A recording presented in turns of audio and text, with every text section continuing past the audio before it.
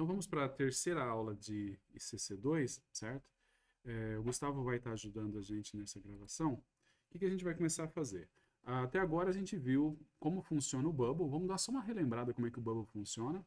E a gente viu o RIP, mas o RIP nem conta como aula do RIP, porque eu não expliquei com o RIP. O RIP eu coloquei mais para impressioná-los, para mostrar como pode ser complicada a ordenação, né?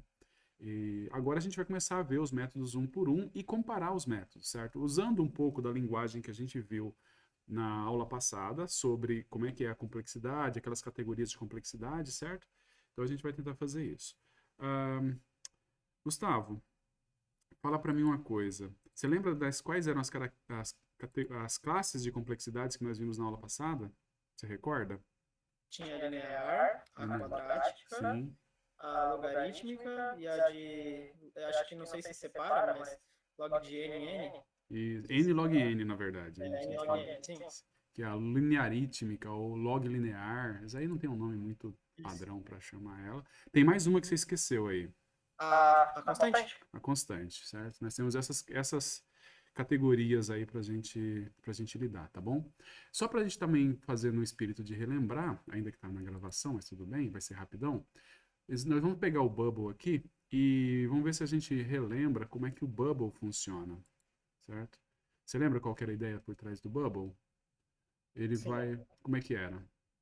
Ele é quadrático, né? Ele é quadrático, mas como é que ele funciona? Qual é o funcionamento do Bubble? Ele compara um elemento com o próximo, Sim, se for maior, ele inverte. perfeito. Então ele compara os elementos que estão adjacentes. Isso é muito importante, tá? Isso é muito importante. Isso aí é a característica do Bubble. Para todos os métodos, a gente vai ter uma coisa que define o método.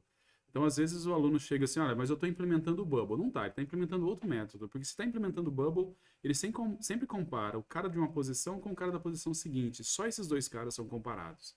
Essa é a... Tá no DNA do Bubble, tá? Então, ele tá rodando o Bubble aqui, ó. Aqui ele troca, aqui ele troca, aqui ele troca. Uma coisa que dá para você, uma coisa que talvez você possa ter se perguntado é por que que chama Bubble, né? Podemos falar agora também. Deixa eu tirar os valores. Por que que chama isso de Bubble? Chama de Bubble porque, bem, teoricamente, cadê? Teoricamente, vou colocar ele bem rápido aqui. E aí a ventoinha frita. Teoricamente, quando você está rodando o Bubble, ele meio que faz com que, como se você estivesse soltando bolhas no fundo de uma piscina e essa bolha vai subindo, vai empurrando. Então, quando você vê o bolha rodando, você vê as coisas meio que flutuando até chegar no topo e tal. Depois vem uma outra bolha, vem uma outra, vem uma outra e assim por diante. Então, diz que é um bubble porque ele tem essa aparência de que é uma bolha que está subindo, tá?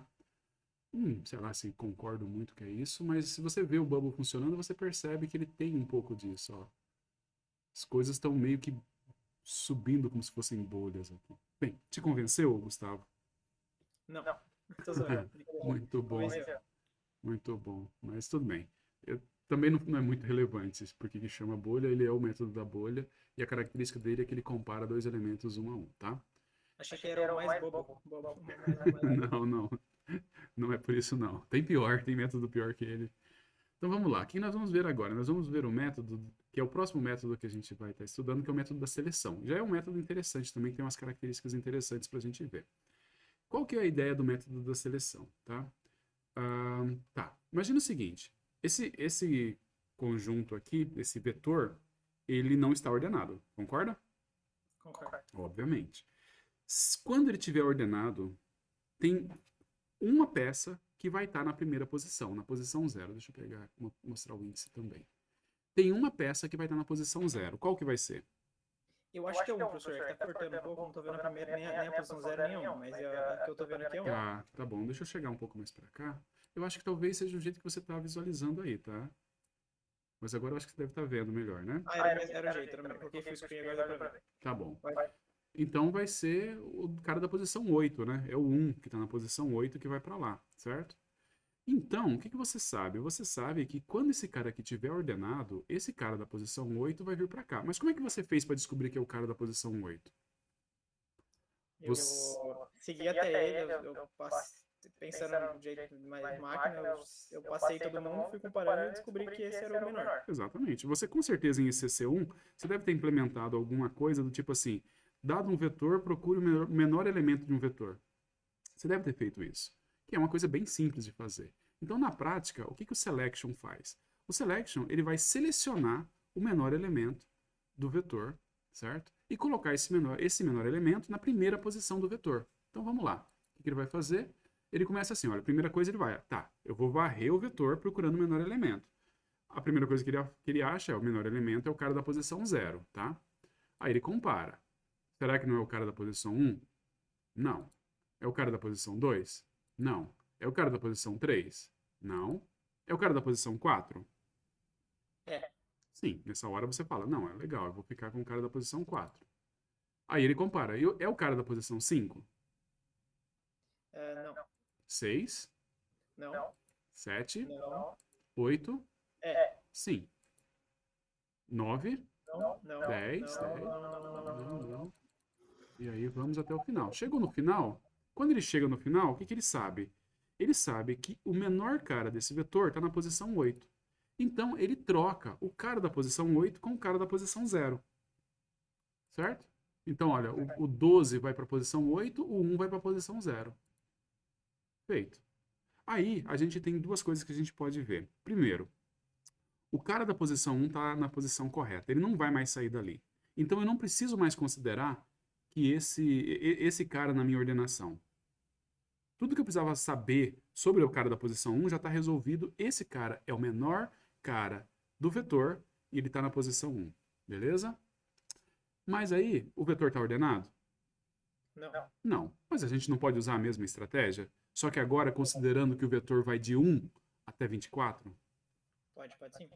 A gente vai fazer exatamente a mesma coisa, só que agora, ao invés de a gente considerar o vetor sendo de 0 até 24, a gente considera o vetor sendo de 1 até 24. Então a gente começa de novo.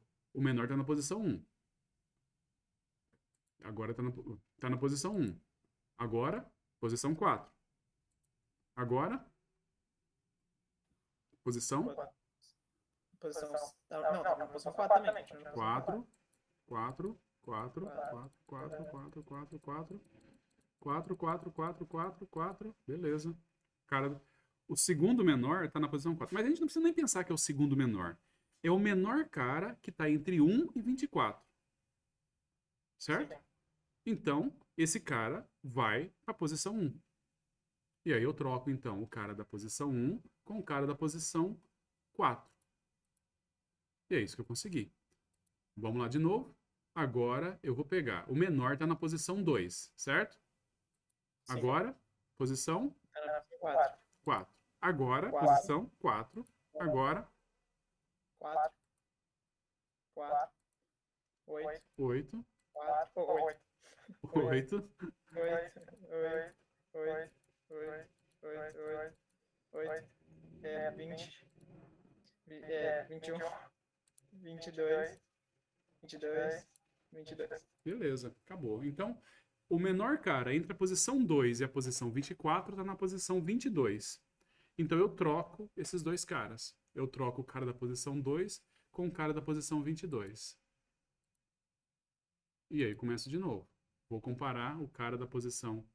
Vou descobrir quem que é o menor cara entre a posição 3 e a posição 24. Vamos só fazer isso mais uma vez, certo? Então, o que nós temos? Qual que é o cara? É o 3. Agora vai ser o 4. Agora? 4. 4, 8. 8, 8, 8, 8, 8, 8, 8, 8, 8, 20. Estava 21. 21. 21. O menor está na posição 21 e a posição...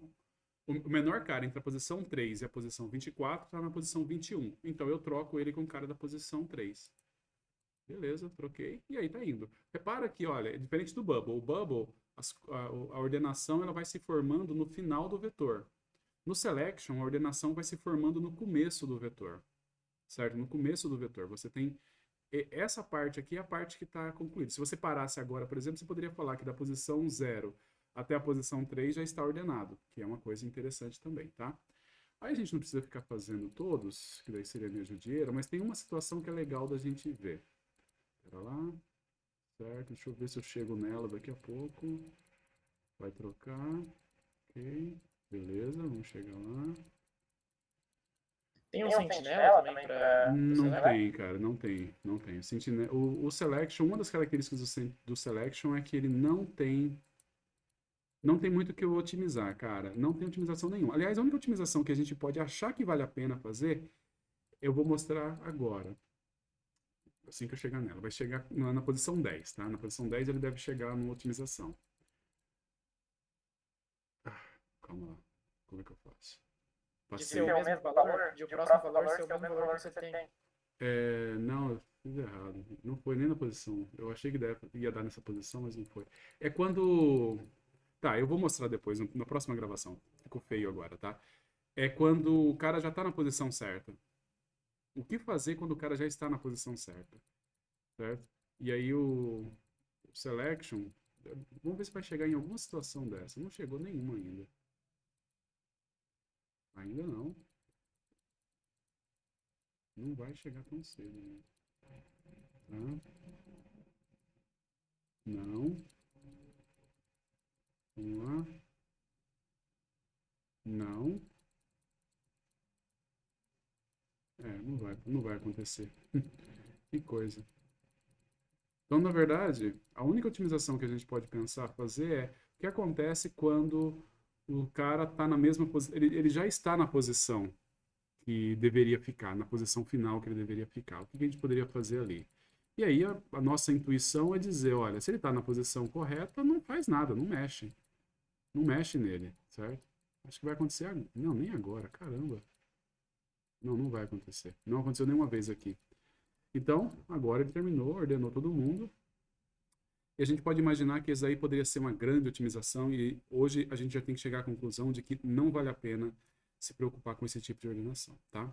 Bem, fechando essa primeira parte, a pergunta é, você entendeu como funciona o Selection? Entendi sim.